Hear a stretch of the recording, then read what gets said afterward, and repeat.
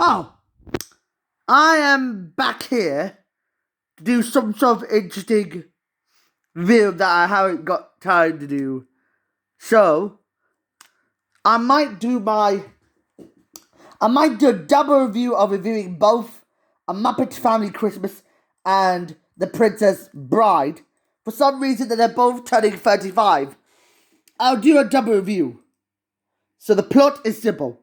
The Princess Bride, which was released in 1987, when it first debuted on September 9th and 25th, 1987, it was well received by critics, which was being based on a 1973 book of that same name, which is directed and co-produced by Rob Reiner, even though it stars Carrie Elwes, Robin Wright, Mandy Patinkin, Chris Sarandon, Wallace Shawn, Andrew the Giant, and Christopher Guest, which was adapted by William Goodman.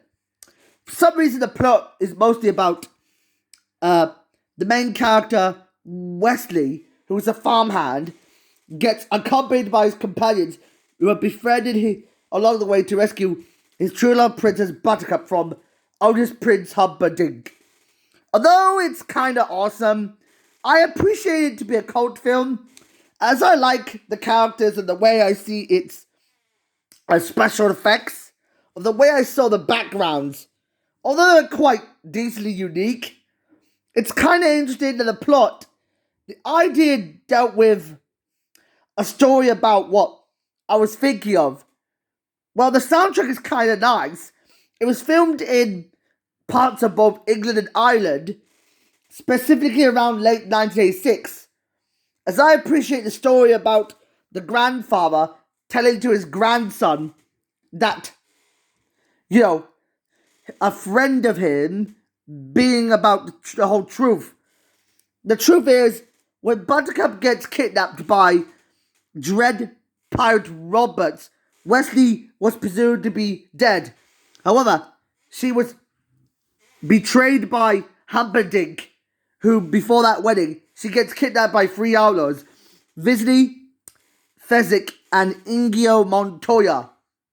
However, all of them were like a small silicon man from Greenland, who is a giant, and a guy who has 6 fingers. Wait, a 6-fingered man who murdered his father. Wait a minute! That doesn't make sense.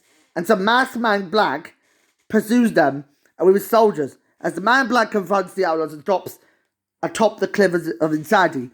He meets Inigo in a fencing duel that chases him out in an all-out crazy chase to take down the remaining villains, Visley and Fezzik.